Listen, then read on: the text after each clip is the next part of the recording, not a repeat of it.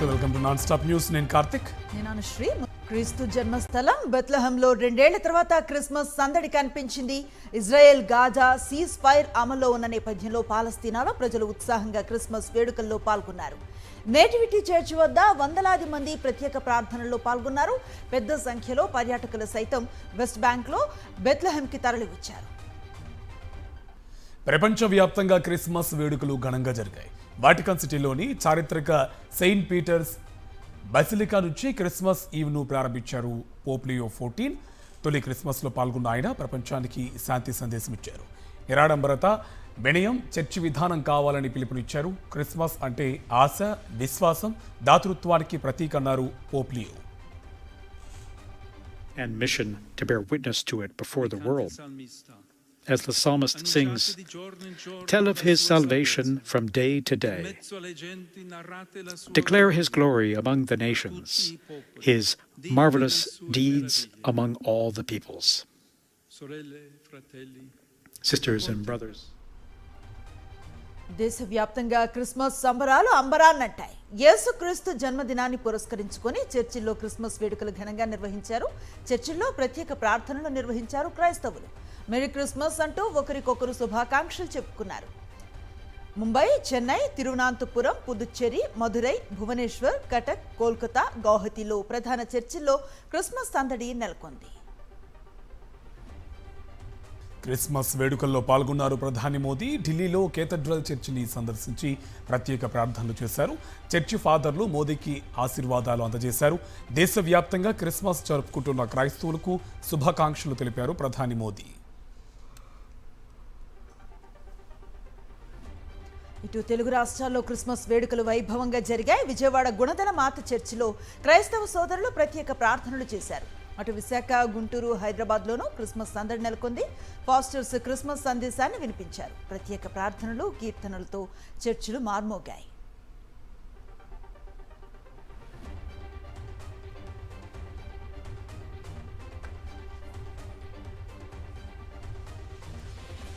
వైఎస్ఆర్సీపీ అధినేత వైఎస్ జగన్ పులివెందుల సిఎస్ఐ చర్చిలో క్రిస్మస్ వేడుకల్లో పాల్గొన్నారు. ప్రత్యేక ప్రార్థనలు చేసి క్రిస్మస్ కేక్ కట్ చేశారు వైఎస్ జగన్. ఆయనతో పాటు వైఎస్ విజయమ్మ, వైఎస్ భారతి, ఎంపీ వైఎస్ అవినాష్ రెడ్డి, ఇతర కుటుంబ సభ్యులు పాల్గొన్నారు. ప్రత్యేక ప్రార్థనల అనంతరం ప్రజలకు వైఎస్ జగన్ క్రిస్మస్ శుభాకాంక్షలు తెలిపారు.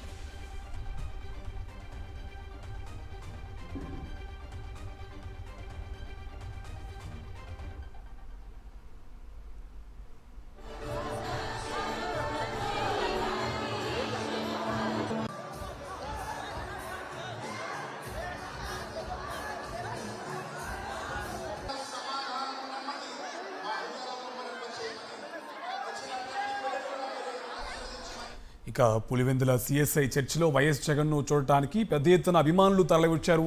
వారందరినీ ఆప్యాయంగా పలకరించారు వైఎస్ జగన్. వాళ్ళ నుంచి వినతులు కూడా స్వీకరించారు.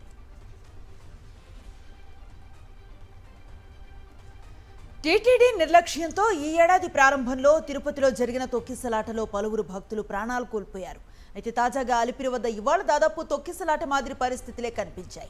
అలిపిరి భూదేవి కాంప్లెక్స్ వద్ద దర్శన టికెట్ల జారీ నేపథ్యంలో భారీగా భక్తులు వచ్చారు. ఈ క్రమంలో క్యూ లైన్లో తోపులాట జరగడంతో ఉద్రిక్త వాతావరణం నెలకొంది. ఆ సమయంలో అక్కడే ఉన్న భద్రతా సిబ్బంది చేతులెత్తేశారు. దీంతో భక్తులపై పోలీసులు లాఠీచార్జ్కి దిగారు. పోలీసుల దురుసు ప్రవర్తనపై భక్తులు తీవ్ర ఆగ్రహాన్ని వ్యక్తం చేశారు. టీటీడీ నిర్లక్ష్య ధోరణితోనే తాము ఇబ్బంది పడాల్సి వస్తోందని భక్తులు వాపోయారు. టీటీడీ మేనేజ్మెంట్ సరిగా లేదని, వీఐపీల సేవల్లో అధికారులు మునిగిపోతున్నారని ఆరోపించారు. సామాన్య భక్తులను పట్టించుకోవడం లేదన్నారు. స్వామివారి దర్శనం చేసుకునే భాగ్యం తమకు ఉండకూడదా అని సామాన్య భక్తులు ప్రశ్నిస్తున్నారు. భక్తుల రద్దీ దృష్టిలో పెట్టుకుని సామాన్య భక్తులకు ఇచ్చే సర్వదర్శనం టికెట్లను పెంచాలని డిమాండ్ చేస్తున్నారు. మరోవైపు అలిపిరి భూదేవి కాంప్లెక్స్ వద్ద పరిస్థితులను కవరేజ్ చేయడానికి వెళ్లిన సాక్షి సిబ్బందితో పోలీసులు దౌర్జన్యంగా వ్యవహరించారు. సాక్షి పత్రికా ఫోటోగ్రాఫర్ సెల్ ఫోన్ను లాక్కున్నారు. ఏవీఎస్ఓ రమేష్ కృష్ణ.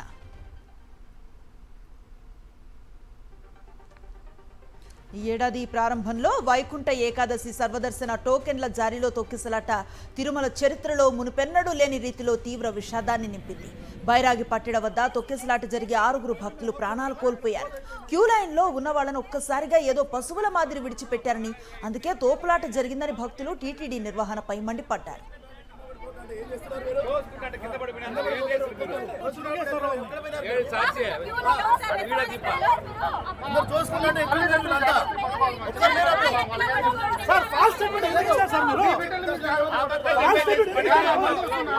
మనం కరెక్ట్గా చెప్పలేము స్వామి. ఈ రోజు వచ్చాము, వాళ్ళ మెయింటెనెన్స్ అనేది బాగుండాలంటే ముందుగా పద్ధతిగా ఆపేసి ఉండాలి.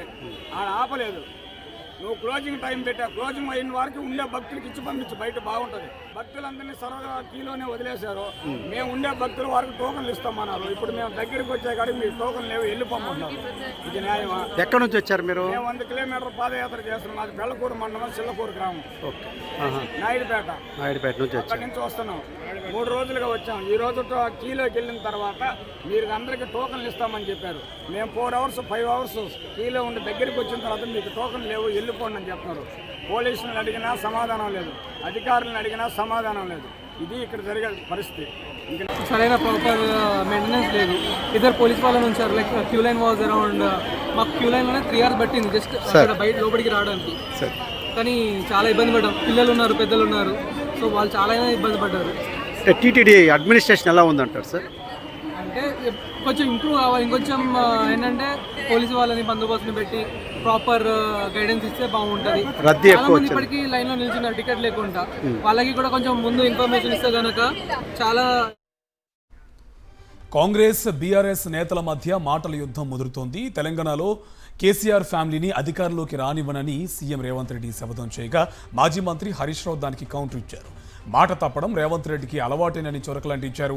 అహంకారంతో ముఖ్యమంత్రి కళ్ళు నెత్తికెక్కాయని హరీష్ రావు మండిపడ్డారు.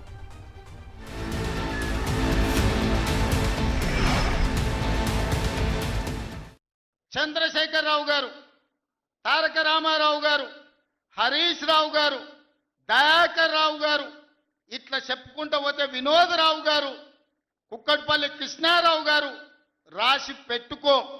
2029లో 2/3 మెజార్టీతోని ఈ రాష్ట్రంలో కాంగ్రెస్ ప్రభుత్వాన్ని ఏర్పాటు చేస్తా. ఇదే నా సవాల్. శాతనైతే కాసుకో బిడ్డ. నీ రాజకీయం ఏందో నేను చూస్తా. నేను రాజకీయం చేసినంత కాలం ఈ కల్వకుంట చూసేటోళ్ళు కాలకుంట విషం లాంటి కేసీఆర్ కుటుంబాన్ని అధికారులకు రానివ్వను. ఇదే నా శపథం.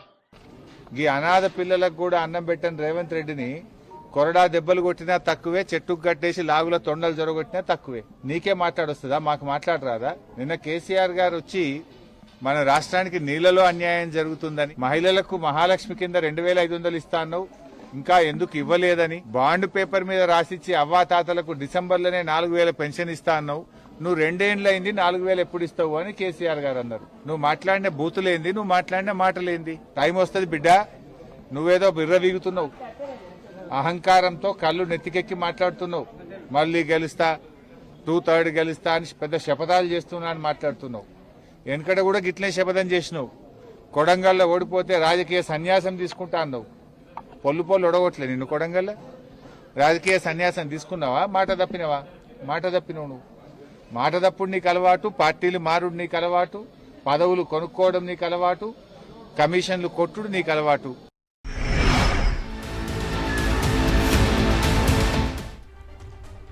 చిత్తూరు జిల్లా సోమల మండలంలో ఎంపీ మిథున్ రెడ్డి, మాజీ మంత్రి పెద్దిరెడ్డి రామచంద్రారెడ్డి విస్తృతంగా పర్యటించారు. గ్రామాల్లో వీరికి స్థానికులు ఘన స్వాగతం పలికారు. ఇరువురు నేతలు ప్రజలతో మమేకమై వారి సమస్యలను అడిగి తెలుసుకున్నారు. సమస్యల పరిష్కారానికి కృషి చేస్తామని ప్రజలకు హామీ ఇచ్చారు. కూటమి నేతలు చేసే తప్పులను కూడా వైఎస్ఆర్సీపీ నాయకులపైకి నెట్టే ప్రయత్నం చేస్తున్నారని మిథున్ రెడ్డి మండిపడ్డారు. ఇది మంచి పద్ధతి కాదని హితవు పలికారు. అధికార పార్టీ నేతల వ్యవహారాలను ప్రజలు గమనిస్తున్నారని, నీచ రాజకీయాలు చేయటం మానుకోవాలన్నారు. మరి ముఖ్యంగా తెలుగుదేశం, జనసేన పార్టీలు వాళ్ళు చేసే తప్పులు కూడా ప్రతిపక్షంలో ఉన్నట్టు మాట్లాడుతూ ఈరోజు వైఎస్ఆర్ కాంగ్రెస్ పార్టీ పైన నెట్టే ప్రయత్నం చేస్తున్నారు. ఇది మంచి పద్ధతి కాదు. అదేవిధంగా ప్రజలందరూ కూడా గమనిస్తూ ఉన్నారు. ఈరోజు సోషల్ మీడియా అనే ఒక అస్త్రం ఉంది. సోషల్ మీడియా ద్వారా ప్రజలందరూ కూడా వాస్తవాలు తెలుసుకుంటూ ఉన్నారు. ఇంత నీచానికి దిగి రాజకీయాలు చేయాల్సిన అవసరం ఉందా అని చెప్పి కూడా నేను ప్రశ్నిస్తూ ఉన్నాను. ఇటువంటి కక్ష సాధింపు చర్యలు కానీ, లేకపోతే ఇటువంటి పనికిమాలిన రాజకీయాలు కానీ ప్రతి దానికి కూడా ప్రజలందరూ కూడా గమనిస్తూ ఉన్నారు. ఈ రోజు చేసిన పాపాలు ఖచ్చితంగా ఏదో ఒక రోజు అనిపించక తప్పదని చెప్పి కూడా నేను తెలియజేస్తాను. ఏపీలో నియంత పాలన నడుస్తోందని మండిపడ్డారు వైఎస్ఆర్సీపీ రాష్ట్ర ప్రధాన కార్యదర్శి పొన్నవోలు సుధాకర్ రెడ్డి. కూటమి పాలనలో వ్యవస్థలు కీలుబొమ్మలుగా మారాయని విమర్శించారు. చంద్రబాబుపై ఉన్న కేసులను ఎలా కొట్టేశారని ప్రశ్నించారు. కేసులు పెట్టిన వ్యవస్థలే క్లీన్ చిట్ ఇవ్వడం ఆశ్చర్యంగా ఉందన్నారు. చంద్రబాబు అధికార దుర్వినియోగం చేస్తున్నారన్నారు పొన్నవోలు సుధాకర్ రెడ్డి. ఈ రాష్ట్రంలో జరుగుతున్నటువంటి దుర్మార్గమైనటువంటి పాలన, నియంత కన్నా ఎక్కువ జరుగుతున్నటువంటి పాలన, రాజ్యాంగాన్ని తూట్లు పడుస్తున్నటువంటి పాలన, ఈ పరిపాలన ఒక పాలకుడి చేతిలో పడి సర్వనాశనం అయిపోయినటువంటి పరిస్థితిలో అన్ని కేసులు చంద్రబాబు నాయుడు ఇదే సిఐడి, ఏ సిఐడి అయితే ఏ సిట్ అయితే తన మీద కేసు పెట్టిందో. చంద్రబాబులాగా చిల్లర రాజకీయాలు చేసే నేతలు దేశంలో ఎవరూ లేరని ధ్వజమెత్తారు మాజీ మంత్రి కాకాణి గోవర్ధన్ రెడ్డి. 2004లో వాజ్పేయి అధికారం కోల్పోవటానికి చంద్రబాబే కారణమన్నారు. గతంలో మోదీని చంద్రబాబు ఏమన్నారో ప్రజలందరూ చూశారన్నారు. చంద్రబాబు ఏ ఎండకు ఆ గొడుగు పట్టే రకమని విమర్శించారు కాకాణి. ఈ రోజు నువ్వు చిల్లర రాజకీయాలు అన్నావు, దానికి సంబంధించి వాజ్పేయి గారితో నువ్వు రాజకీయాలు చేసావు. వాజ్పేయి గారితో నువ్వు ఎలాంటి రాజకీయాలు చేసావు ఒక్కసారి గుర్తు తెచ్చుకో, లేదంటే నేను గుర్తు చేస్తాను. ఒకసారి నెమరు వేసుకో జ్ఞాపకాలు.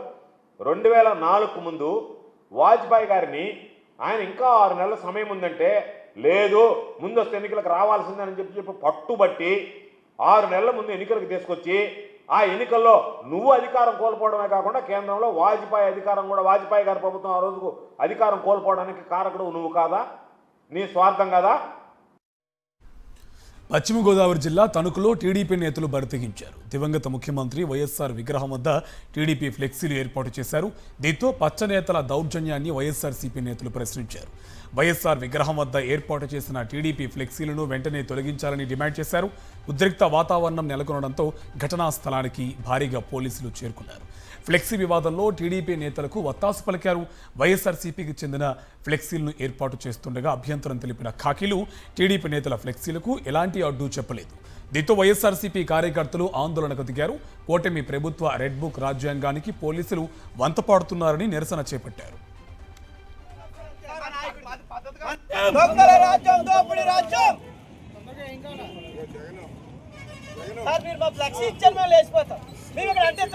టీడీపీకి చెందిన పోస్టర్లను వైఎస్ఆర్ విగ్రహం వద్ద ఏర్పాటు చేయడాన్ని మాజీ మంత్రి కారుమూరి నాగేశ్వరరావు తప్పుబట్టారు. కూటమి ప్రభుత్వంపై నిప్పులు చెరిగారు.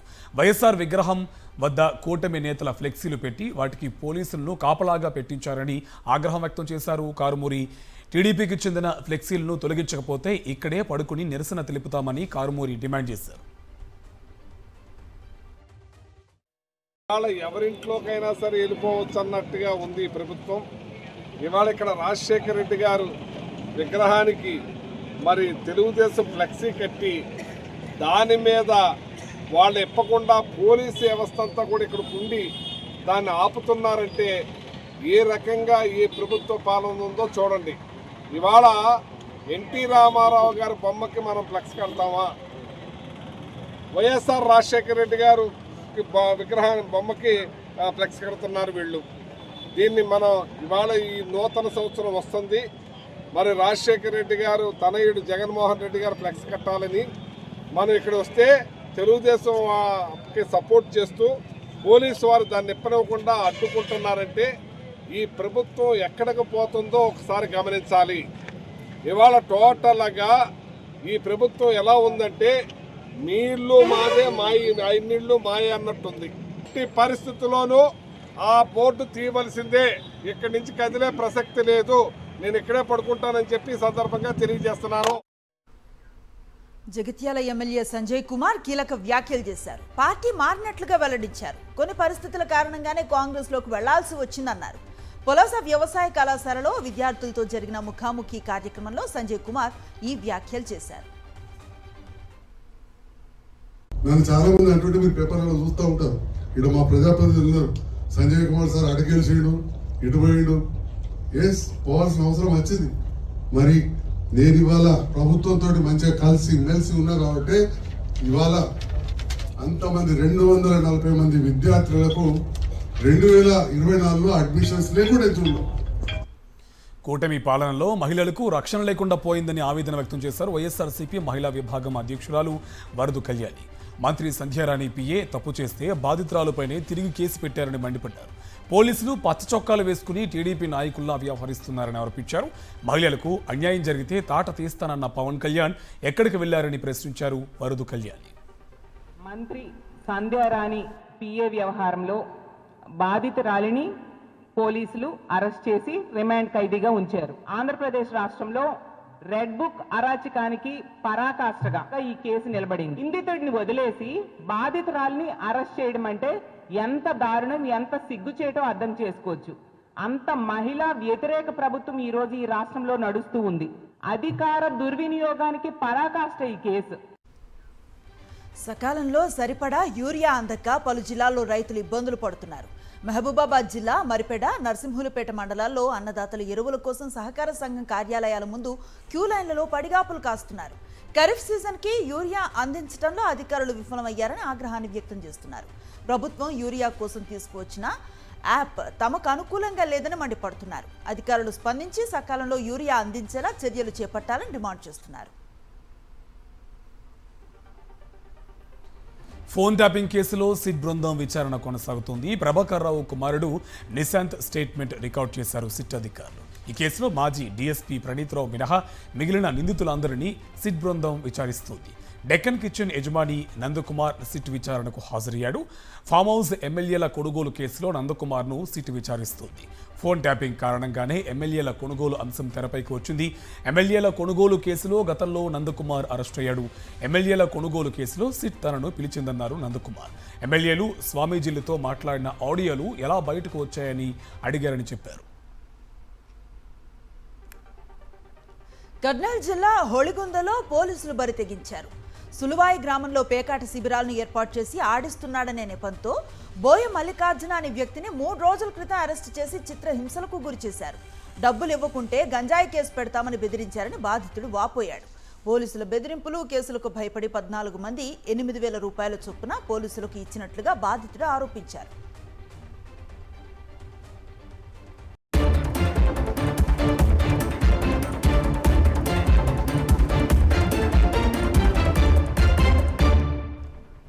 జాతీయ వార్తలను చూద్దాం. మాజీ ప్రధాని వాజ్పేయి శత జయంతి సందర్భంగా ఆయనకు రాష్ట్రపతి ముర్ము, ఉపరాష్ట్రపతి రాధాకృష్ణన్, ప్రధాని మోదీ నివాళులు అర్పించారు. ఢిల్లీలో సదైవ్ అటల్ మెమోరియల్ దగ్గర వాజ్పేయికి నివాళులు అర్పించారు. దేశానికి వాజ్పేయి చేసిన సేవలను స్మరించుకున్నారు.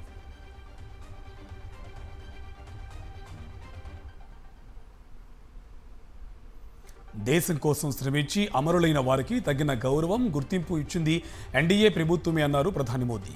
బాబాసాహెబ్ అంబేద్కర్ నుంచి సర్దార్ పటేల్ వరకు అందరినీ విస్మరించిన చరిత్ర కాంగ్రెస్ పార్టీదని దుయ్యబట్టారు. మాజీ ప్రధాని పివి నరసింహారావు, మాజీ రాష్ట్రపతి ప్రణబ్ ముఖర్జీకి భారతరత్న ఇచ్చామని గుర్తు చేశారు. ఉత్తరప్రదేశ్ రాజధాని లక్నోలో ఏర్పాటు చేసిన రాష్ట్రీయ ప్రేరణ స్థల్ను ప్రారంభించారు ప్రధాని మోదీ. 230 కోట్ల వ్యయంతో 65 ఎకరాల్లో ఈ జాతీయ స్మారకం, మ్యూజియంలను అభివృద్ధి చేసింది యూపీ సర్కార్. బీజేపీ దిగ్గజాలు శ్యామ్ ప్రసాద్ ముఖర్జీ, పండిట్ దీన్ దయాల్ ఉపాధ్యాయ, మాజీ ప్రధాని అటల్ బిహారీ వాజ్పేయి కాంస్య విగ్రహాలను ఇక్కడ ఏర్పాటు చేశారు. వాజ్పేయి 101వ జయంతి సందర్భంగా ఈ ప్రేరణా స్థల్ను ఆవిష్కరించారు ప్రధాని మోదీ.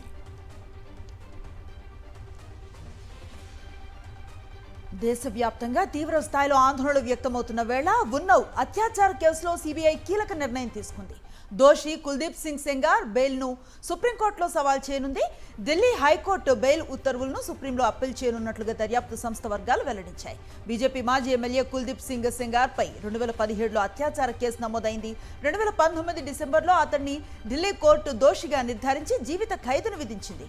అయితే ఈ శిక్షను హైకోర్టు సస్పెండ్ చేసింది. దీనిపై అప్పీల్ పెండింగ్లో ఉండగానే తాజాగా బెయిల్ను మంజూరు చేసింది. దీనిపై దేశవ్యాప్తంగా ఆందోళనకు వ్యక్తమవుతోంది. ఇండియా గేట్ వద్ద బాధిత కుటుంబం నిరసన ప్రదర్శన నిర్వహించింది. ఉన్నావ్ అత్యాచార బాధితురాలు నిన్న రాత్రి కాంగ్రెస్ నేతలు సోనియా, రాహుల్ గాంధీలను కలిసింది. సైనికులు సోషల్ మీడియా ఉపయోగించే విషయంలో రక్షణ శాఖ కీలక నిర్ణయం తీసుకుంది. జవాన్లు, సైనిక అధికారులు ఇన్స్టాగ్రామ్ను వీక్షించేందుకు అనుమతి ఇచ్చింది. సమాచారం తెలుసుకునేందుకు మాత్రమే సైనికులు ఇన్స్టాను ఉపయోగించాలని షరతు విధించినట్టు సమాచారం. పోస్టులు చేయడం, కామెంట్లు పెట్టడం, షేరింగ్, మెసేజ్లకు రియాక్ట్ అవ్వడం వంటివి చేయకుండా కఠిన ఆంక్షలు అమల్లో ఉంటాయని మార్గదర్శకాల్లో పేర్కొన్నట్టు తెలుస్తోంది. అంటే సైనికులు కేవలం ఇన్స్టాగ్రామ్ను చూడొచ్చు, కానీ అందులో ప్రతిస్పందించేందుకు అనుమతి లేదు. ఇవే నిబంధనలు ఫేస్బుక్, యూట్యూబ్, ఎక్స్ వంటి ఇతర సోషల్ మాధ్యమాలకు ప్రస్తుతం కొనసాగుతున్నాయి.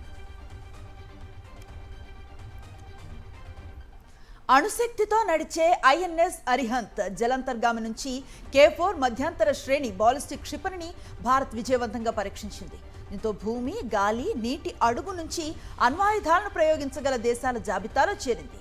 ఈ K4 క్షిపణి 3500 కిలోమీటర్ల దూరంలో లక్ష్యాలను ఛేదించగలదు. గతేడాది ఆగస్టు 29న ఇండియన్ నేవీలో ప్రవేశపెట్టిన ఈ క్షిపణి భారత్కు అత్యంత సుదూర లక్ష్యాలను ఛేదించగలిగే సముద్రాధారిత వ్యూహాత్మక ఆయుధంగా నిలుస్తుంది.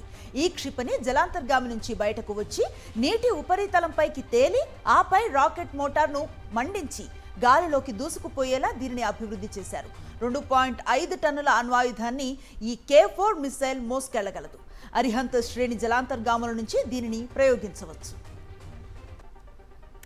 మావోయిస్టుల కుట్రను భద్రతా బలగాలు భగ్నం చేశాయి. ఛత్తీస్గఢ్ బీజాపూర్ జిల్లాలో పోలీసులే టార్గెట్గా అమర్చిన 3 IED బాంబులను గుర్తించారు.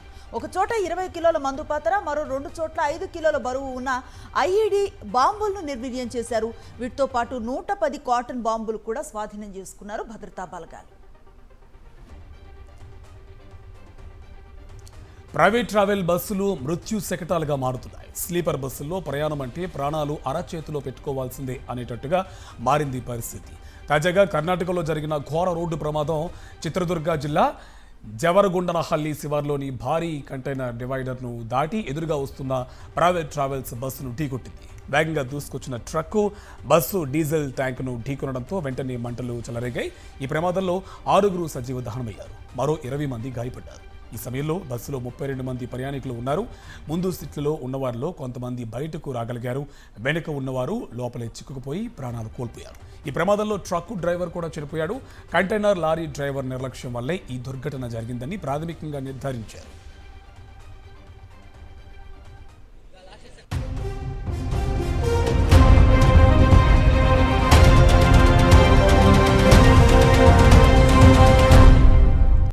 అంతర్జాతీయ వివరాలకు వెళదాం. బంగ్లాదేశ్ నేషనలిస్ట్ పార్టీ నాయకురాలు, మాజీ ప్రధాని ఖలీదా జియా పెద్ద కుమారుడు, BNP acting chairman Tariq Rahman స్వదేశంలో అడుగుపెట్టారు.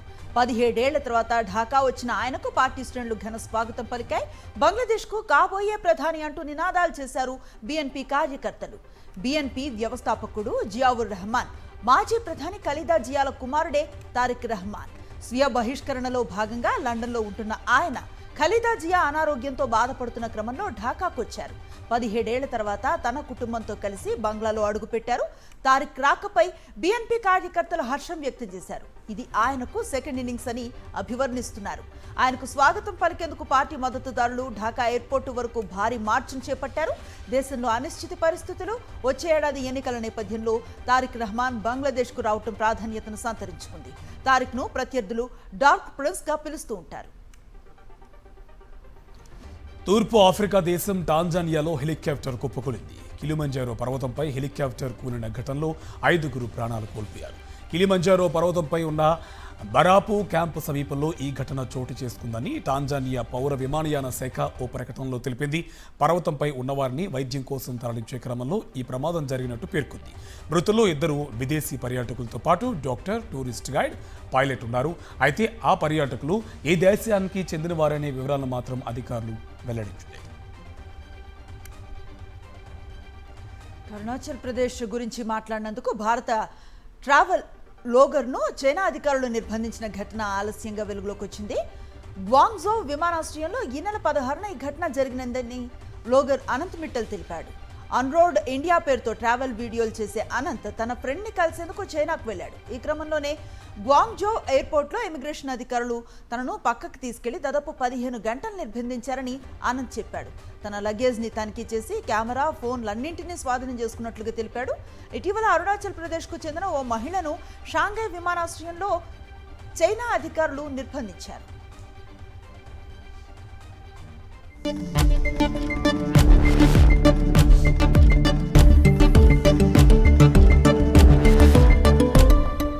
బిజినెస్ అప్డేట్స్ చూద్దాం. బంగారం ధరలు మరోసారి ఆకాశం తాకుతున్నాయి. గత రికార్డులను మించి దేశీయ మార్కెట్లో సరికొత్త రికార్డులు సృష్టిస్తున్నాయి. ఇవాళ కూడా బంగారం, వెండి ధరలు పెరిగాయి. హైదరాబాద్ మార్కెట్లో ప్రస్తుతం 24 క్యారెట్ల గోల్డ్ 10 గ్రాముల ధర 1,39,250కి చేరింది.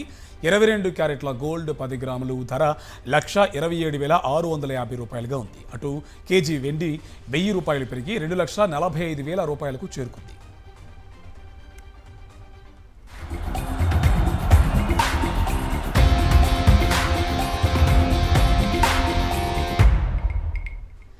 వన్డేల్లో కీలకమైన ఆటగాడిగా ఎదిగిన శ్రేయస్ అయ్యర్ పునరాగమనం చేసేందుకు రెడీగా ఉన్నాడు. సర్జరీ అనంతరం వేగంగా కోలుకున్న భారత స్టార్ సెంటర్ ఆఫ్ ఎక్సలెన్స్లో నిపుణుల పర్యవేక్షణలో ఫిట్నెస్ పరీక్షలకు హాజరవుతున్నాడు. దక్షిణాఫ్రికాతో 3 వన్డేలకు దూరమైన అతడు వచ్చే ఏడాది న్యూజిలాండ్ సిరీస్కు అందుబాటులో ఉండే అవకాశం ఉంది. సిఓఈ నుంచి గ్రీన్ సిగ్నల్ వస్తే న్యూజిలాండ్తో వన్డే సిరీస్కు సెలెక్టర్లు అయ్యర్ పేరును పరిశీలిస్తారు. కొత్తేడాది ఆరంభంలో కివీస్ టీం వన్డే T20 సిరీస్ల కోసం భారత్కు రానుంది. జనవరి 11న వడోదరలో తొలి వన్డేలో వైట్ బాల్ సిరీస్ ప్రారంభం కానుంది. ఇవి non stop 9 PM news details.